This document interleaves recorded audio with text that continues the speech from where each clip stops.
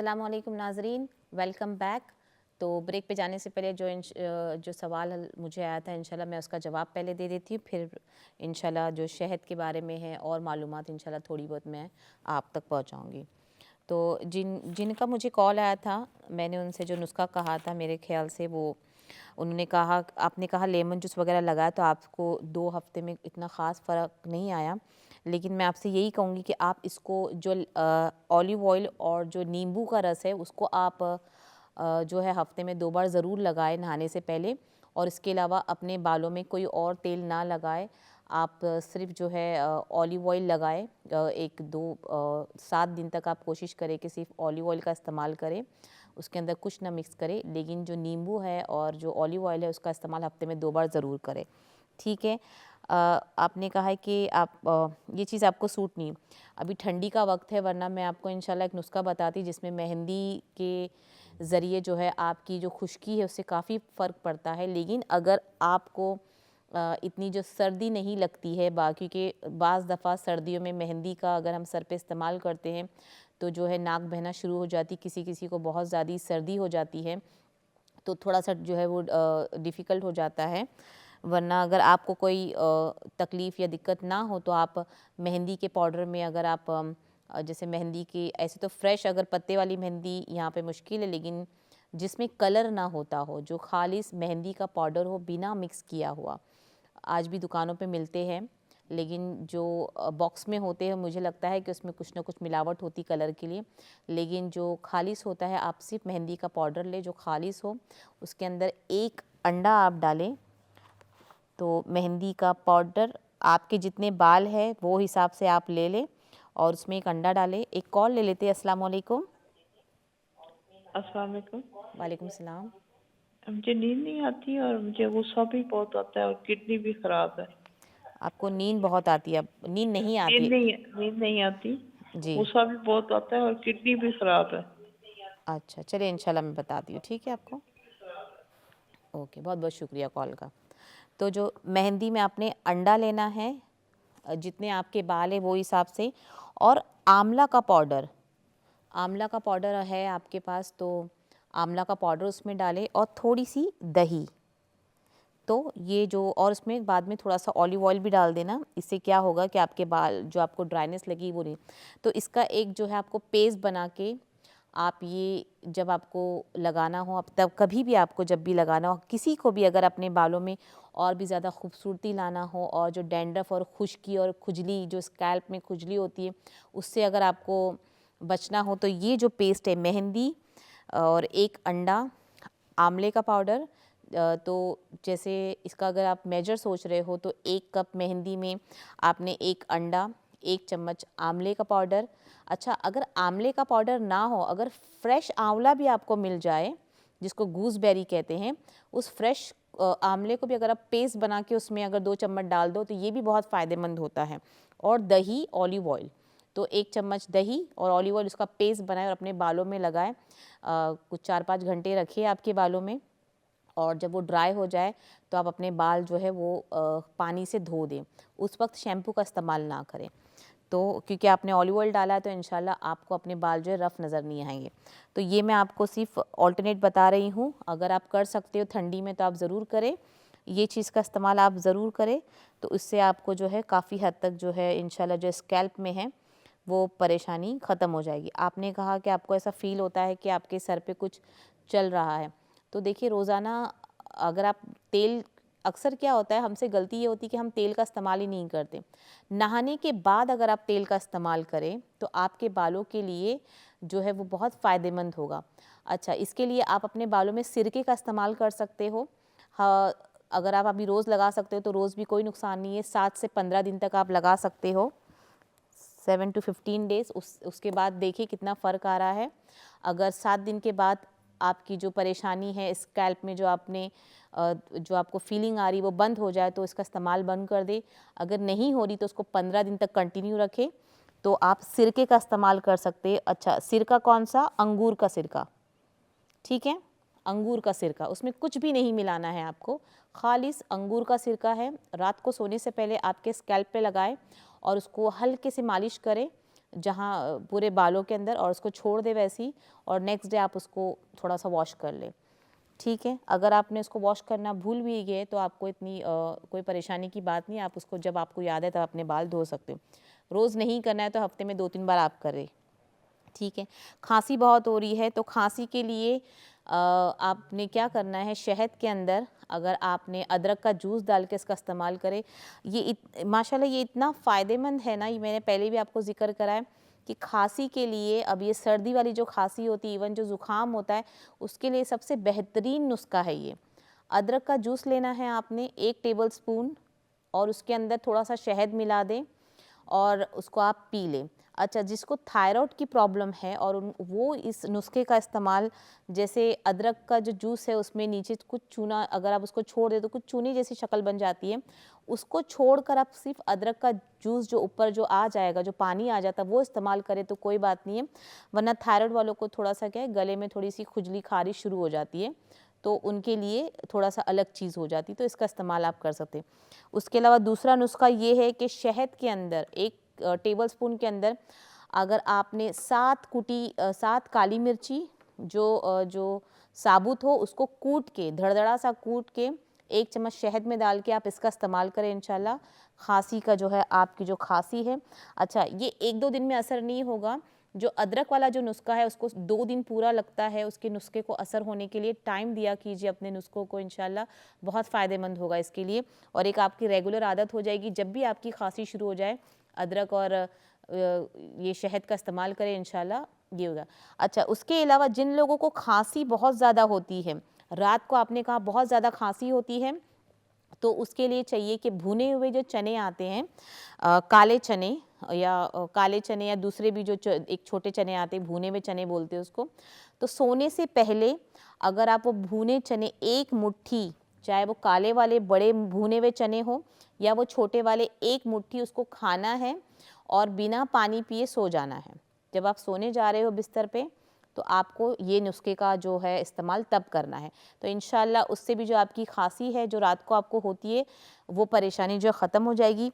इसको भी आपने 7 दिन करना है। 7 दिन में अगर आपकी खांसी जो है इंशाल्लाह कम हो जाएगी तो इसको बंद कर दें, और अगर नहीं हुई तो 15 दिन तक 15 दिन तक आपको उसको रखना है, ठीक है इंशाल्लाह।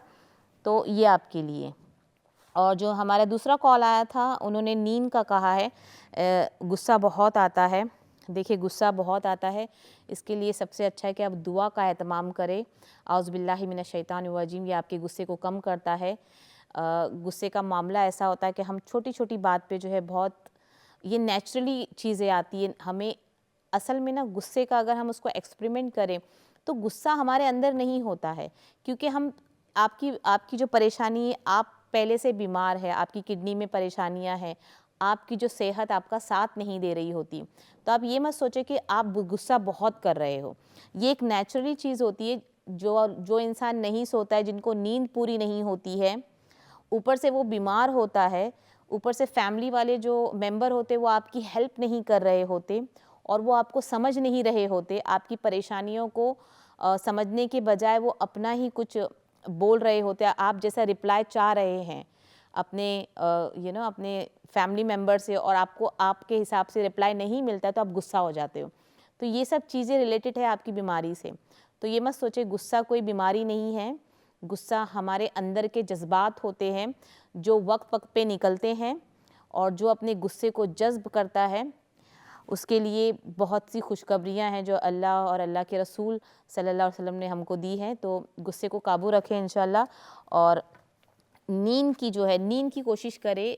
नींद आने के लिए सबसे अच्छा है कि आप रात को जो सोते वक्त है, अपने लिए दूध बना के पिए, बादाम वाला। उसमें जैसे 1 गिलास दूध में बादाम पीस के डालें, उसको ग्राइंड करके दूध को गर्म करें, उसके अंदर थोड़ा सा सैफ़रॉन, ठीक है, और थोड़ा सा जायफल, और थोड़ा सा खाशखाश, ठीक है। ये 4 चीज़ें, दूध को मिला के 5 चीज़ें, ठीक है।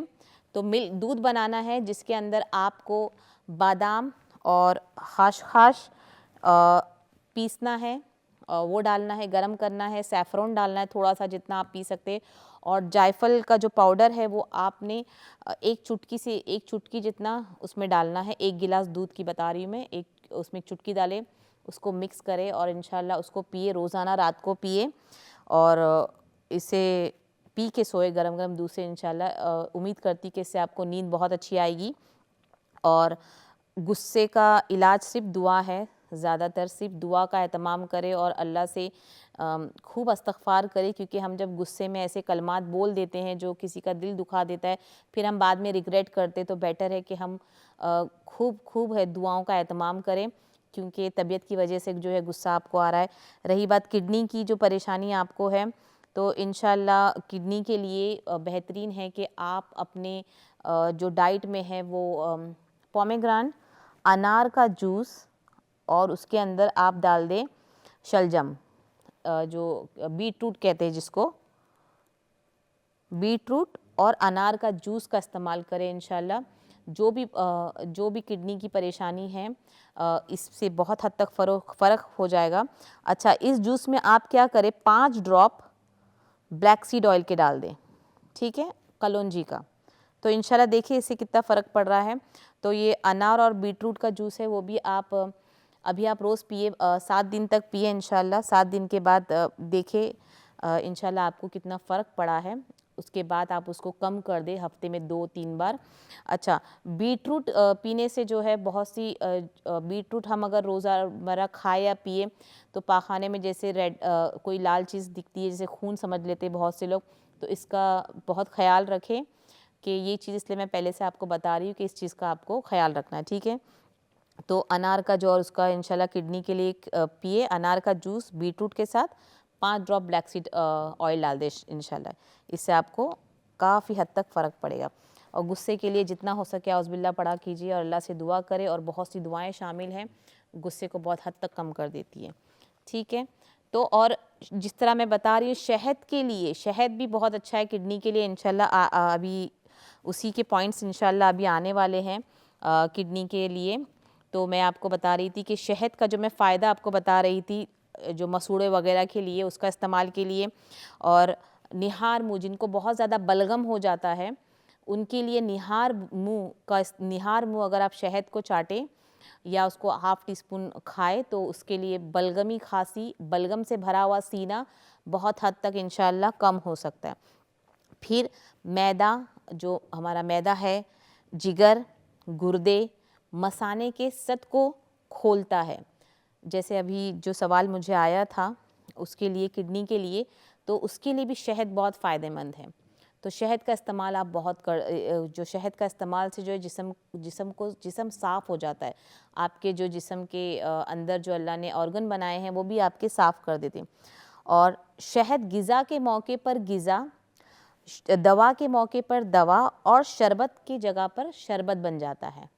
तो ये मुकम्मल तौर पे एक ट्रीटमेंट जैसा है शहद, तो इसका इस्तेमाल आप कर सकते हैं। यहाँ तक कि कदीम ज़मानों में जो कदमन ज़माना हुआ करता था, वहाँ पे सिर्फ शहद से इलाज होता था। उस ज़माने में सिर्फ और सिर्फ शहद से इलाज होता था, और उसी पर सारा इलाज जो है वो घूमता रहता था।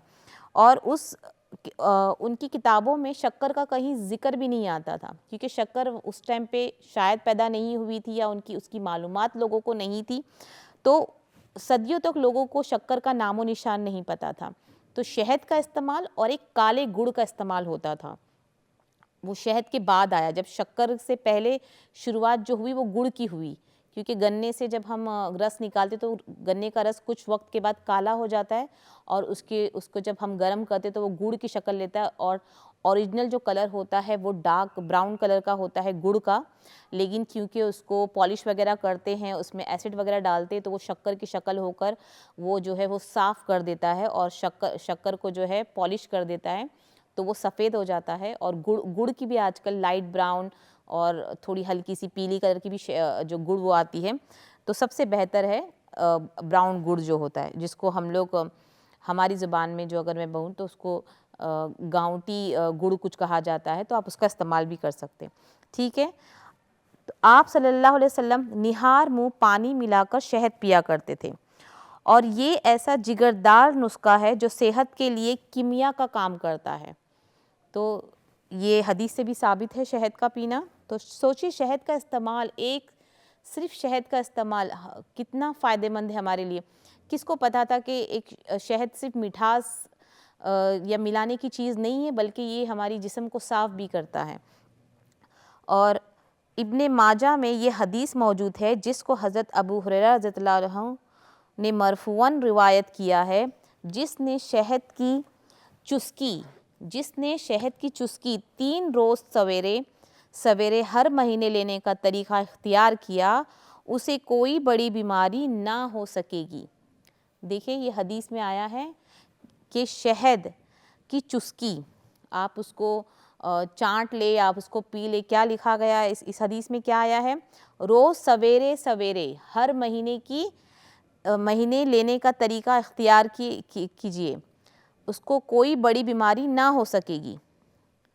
कितनी बड़ी बात बताई गई है। देखिए आप ये कि सिर्फ शहद के इस्तेमाल, मतलब महीने का कोई भी 3 दिन आप उसको ले लें, जैसे आज, कल और परसों, अगर आप शहद बिस्मिल्लाह करके और इस चीज़ को जहन में यकीन के साथ कि इंशाअल्लाह जो चीज़ लिखी है अल्लाह ने और उसके रसूल ने, जो हदीसों में आया है, तो उस चीज़ की यकीन के साथ हम इस नुस्खे को आज़माएंगे इंशाअल्लाह।